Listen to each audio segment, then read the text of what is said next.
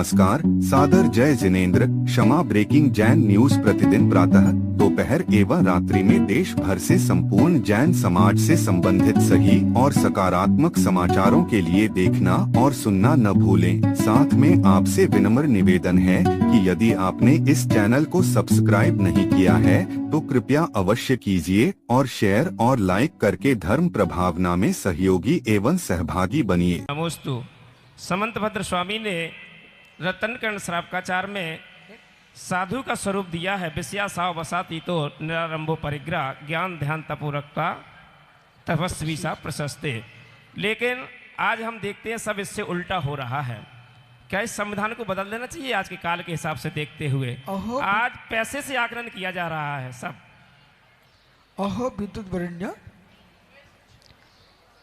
समंत स्वामी ने जो कहा है वह है साधु का स्वरूप पंचम काल की अंतिम श्वासों तक चलेगा।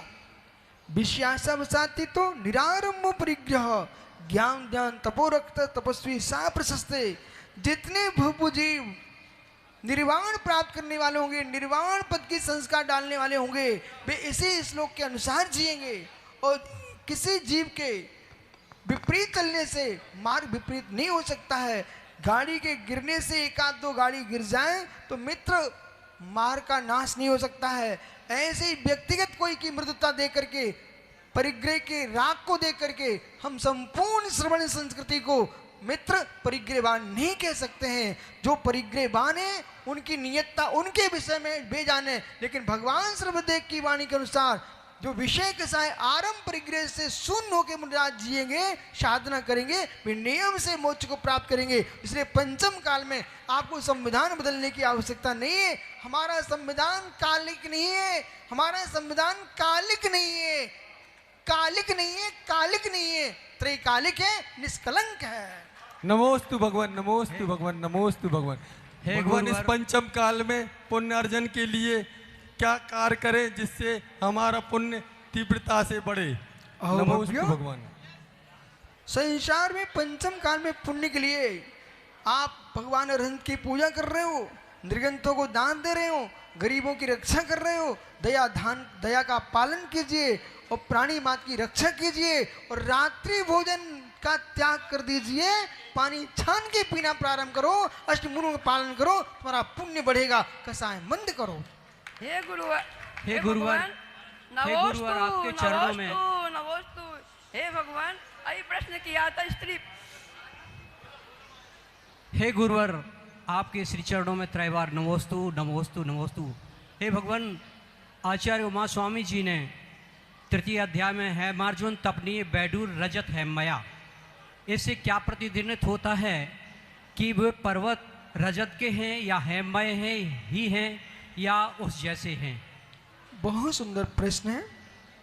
भगवान उमा स्वामी महाराज ने जो सूत्र में कहा है तपन रजत हेममया, वे हेममयी हैं, हेम बत नहीं है, रजत बत नहीं है, हेममयी स्वर्णमयी तपे हुए सोने के समान इनकी आभा है, रजत के समान है, चांदी के समान है और बैडूर मणि के समान है। इस के अंदर जो मणि में खचित हैं वे अपने आप में वास्तविक हैं।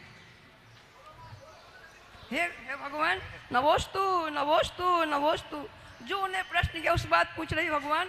स्त्री पड़ा तो मायाचारी से मिलती है, लेकिन इसके छूटने का उपाय क्या है? अगले भव में जैन कुल मुझे मिले और मैं भी अपने कल्याण का रास्ता विशद कर सकूं। हे भगवान, गणधर देव आहार विहार करते हैं या नहीं, या समोषण में ही विराजमान रहते हैं?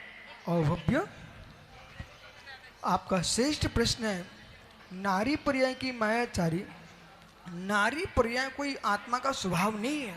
पहला निर्णय एक कीजिए, विवाह को स्वभाव बनाने की चेष्टा मत कीजिए। ये विवाह दशा है, विवाह को हम बदल के स्वभाव में ला सकते हैं। इसलिए ये सारी माताओं को भूल जाना चाहिए कि मेरा मायाचारी करना धर्म ही है। मायाचारी हो जाती तुमसे, उसको बदलना भी तुम्हारा धर्म है। जैसे कच्चे आम को पाल में डालकर पका सकते हैं, ऐसे ही मायाचारी को चारित्र के पाल में डालकर हम हटा सकते हैं। इसलिए उसको हटाने का प्रयास करो। घर गृहस्थी में कुटुंब परिवार के पीछे आपके घर में 10 दिन का नमक रखा होता है और आप पति से बोलती हो कि बस समाप्त हो गया, लेके आओ। ये झूठ बोलने का त्याग करना प्रारंभ कर दो, सीधा बोलना प्रारंभ करो। 10 दिन का है, 11वें दिन नहीं दे पाऊंगा मैं। इसी प्रकार से गणधर परमेष्ठी भगवान के श्री समोषण में विराजमान रहते हैं।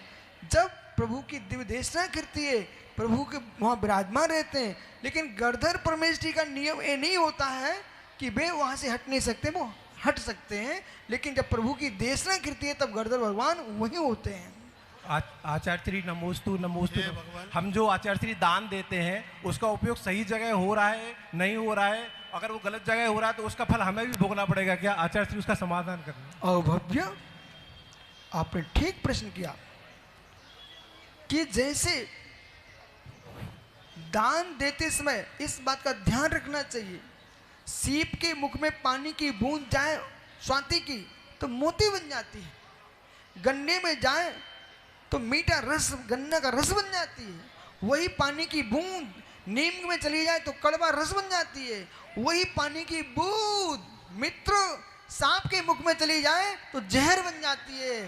तो हमारे लिए विधि द्रव्य दात्री पात्र विशेषा तद विशेषा, विधि दाता पात्र इनके विशेषता से दान में विशेषता आती है। हमें अंधे आंख मीच करके दान नहीं देना चाहिए, हमें आंख खोल करके दान देना चाहिए, उसका उपयोग सम्यक होना चाहिए, तब तुमको फलित होगा। किसी जीव ने मांस खा लिया तुम्हारे द्रव्य से तो दाता को भी पाप लगेगा ही लगेगा। जैसे कि घर में बिल्ली कुत्ते को पालने वाले लोगों को यदि वो हिंसा करते हैं तो पालने वालों को हिंसा का दोष नियम से लगता है। इसी प्रकार से तुम्हारे दिए द्रव्य का उपयोग सम्यक नहीं हो रहा है, वहाँ आपको विचार करना चाहिए कि दान वही कीजिए जहाँ सप्त परम स्थानों की प्राप्ति के लिए 7 स्थानों में लगे। हे भगवान नमस्तो नमस्तो नमस्तो। हे भगवान, जब किसी जीव से अगर गलती हो जाए तो प्रायश्चित के लिए कहता है, पर प्रायश्चित में मिलता है कि आप विधान कर लो, शांति विधान कर लो, जाप दे लो, और भी कहते हैं कि भाई ये कर लो, तो उसमें तो जीव का विकास ही होता है, पर उसका सुधार कैसे होगा? नमस्तो भगवान। अहो ज्ञानी, प्रायश्चित हर व्यक्ति से नहीं लिया जा सकता। प्रायश्चित देने का अधिकार मां दिगंबराचार्य को ही होता है, और प्रायश्चित वही दे सकते हैं जिन्होंने प्रायश्चित शास्त्र का अध्ययन किया हो। और प्रायश्चित देने वाले का कर्तव्य, गुरु ने जो प्रायश्चित दिया है वो चित्त की शुद्धि के लिए है, क्यों क्या के लिए नहीं है। जो प्रायश्चित मिला है श्रद्धा पूर्वक कीजिए। प्रायश्चित का तात्पर्य प्रतिख्यान पूर्वक प्रायश्चित होना चाहिए, प्रतिख्यान पूर्वक प्रायश्चित होना चाहिए। किसी व्यक्ति ने रात्रि का भोजन त्याग किया, उसके धोखे से रात्रि में खप गया है, तो प्रायश्चित लेने जाए तो मात्र प्रायश्चित नहीं लिया जाता है, पुनः त्याग करके फिर प्रायश्चित लेना चाहिए। इसलिए पूजन विधान जो किया गया है, कृत दोष का निरावरण के लिए आपको मंत्र की माला दी गई है, विधान कहा गया है, लेकिन जो कृत किया है उसको पुनः नहीं करना। इसलिए प्रतिख्यान पूर्वक प्रायश्चित होना चाहिए, यही आगम का व्याख्यान है। हे गणधर परदेशी नमोस्तु नमोस्तु नमोस्तु। हे भगवान, मेरे ऐसे कौन से पुण्य का उदय है? मैं इंदौर में रहता हूँ, यहाँ सिद्ध क्षेत्र सोनागिरी में आकर पंचकल्याण करवाने का, यहाँ पर शामिल होने का सौभाग्य मिला।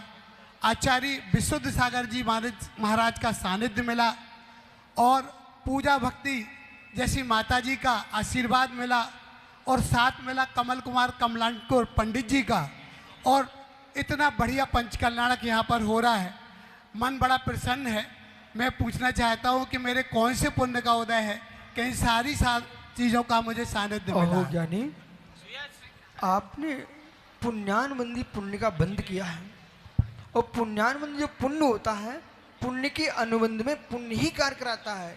इसलिए आपको सहज नियोग प्राप्त हुए हैं, गुरु मिले हैं, माता जी मिली हैं, विद्वान मिले हुए हैं, और ये सब इतना क्यों नहीं बोलते हो, ये सब धर्मात्मा जीव इंद्राणियाँ आपको एक साथ मिले हुए हैं। और कैसे मित्र बरसों में तुम कभी पहचान नहीं सकते होंगे। अब तुम जब भी मिलोगे, हम बेये सोनागिर में इंद्र बने थे, आपका पूरा ये इंद्र परिवार परवान हो गया है। ये पुण्यानबंदी पुण्य का उदय है। हे भगवान, इस समोसरण में 24 तीर्थंकर विराजमान है। 24 तीर्थंकरों के 24 चिन्ह हैं। क्या भगवान इन तीर्थंकरों के जो चिन्ह होते हैं, इनकी किसी पूर्व जन्म की कथा से या किसी पूर्व जन्म से इनकी घटना से कोई संबंध होता है? अहो नरोत्तम, भगवान के चिन्हों का पूर्व पर्याय से कोई संबंध नहीं होता। यदि पूर्व पर्याय संबंध बनाएंगे तो जिनका चिन्ह स्वस्तिक है वो जड़ है, जिनका चिन्ह बजदंड है वो जड़ है, जिनका चिन्ह मित्र चेतन नहीं है तो वे कहाँ लेके आएंगे? सौधर्म इंद्र जन्म के समय भगवान का अभिषेक जब करता है तो सुमेरु पर्वत पर उनके पैर के अंगूठे में जो चिन्ह देखता है वही चिन्ह उनका रख दिया जाता है।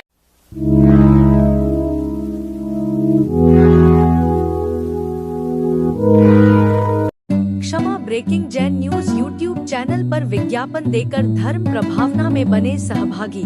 विज्ञापन देने हेतु संपर्क कीजिए मोबाइल नंबर 9026900740 एवं समाचार एवं वीडियो भेजने हेतु WhatsApp number 9335236222। Kshama breaking Jain news YouTube channel देखने के लिए आपको बहुत बहुत धन्यवाद। सादर प्रणाम, सादर जय जिनेंद्र।